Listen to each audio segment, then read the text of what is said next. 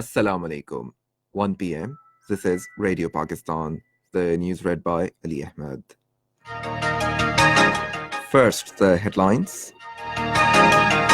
Speaker National Assembly says China-Pakistan Economic Corridor is a symbol of peace and prosperity.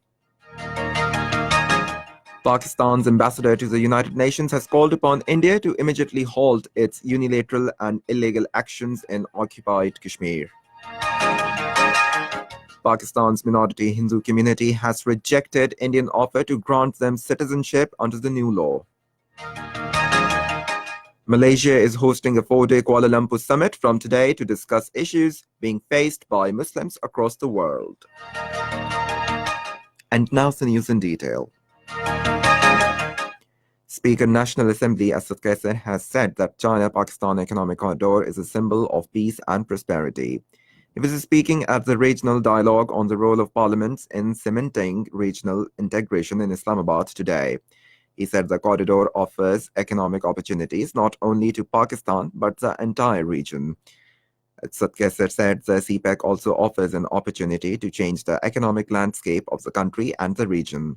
The speaker said that we are also launching Look Africa initiative to promote relations with different African countries and find new markets there for our products. Air Chief Marshal Mujahid Anwar Khan called on the Chinese Defense Minister General Wei Fenghe in Beijing today.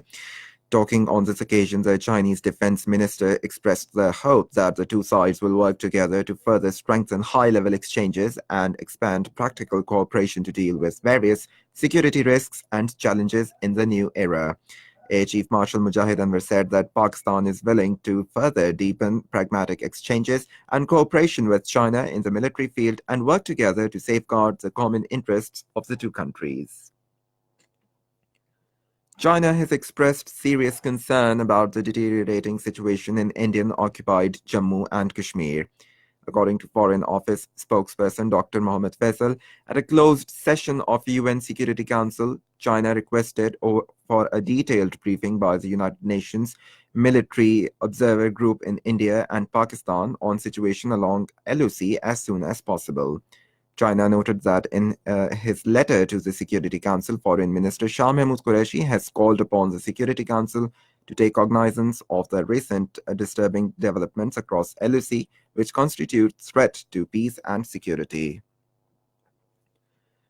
Meanwhile, Pakistan's ambassador to United Nations, Munir Akram, in a statement has termed the illegal Indian measure on 5th of August as null and void, and said it is clear violation of the Security Council resolutions. He pointed out that the so-called political maps issued by the Indian Home Ministry have not been accepted by the United Nations, which clearly depict Jammu and Kashmir as disputed territory. Pakistan's minority Hindu community has rejected India's offer to grant them citizenship under the new law.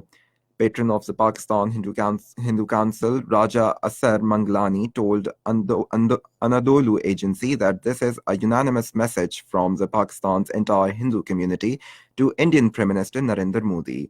He said that the law is in violation of India's own constitution. Meanwhile, Sikh leader Gopal Singh has also noted that the entire Sikh community in the world, including those in India, also condemned this move.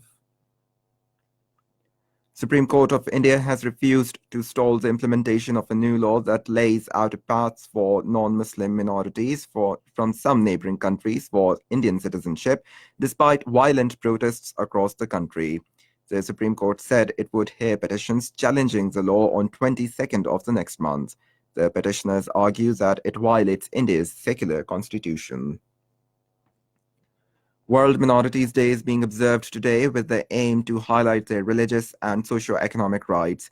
Present government has taken many initiatives to protect the rights of minorities, and the foremost amongst them is the opening of Kartarpur Corridor, which has been hailed worldwide. On the other hand, the minorities, especially Muslims, are being marginalized in neighboring India. Babri Mosque's judgment and the passage of Discriminatory Citizenship Act have proven that India is only for Hindus and there is no place for minorities. In Malaysia, 4-day Kuala Lumpur summit begins today to discuss issues being faced by the Muslims across the world.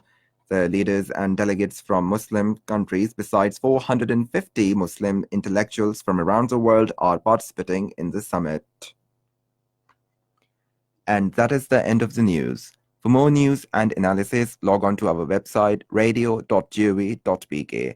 And for the live video streaming of our bulletins, visit the link facebook.com/Radio Pakistan News Official.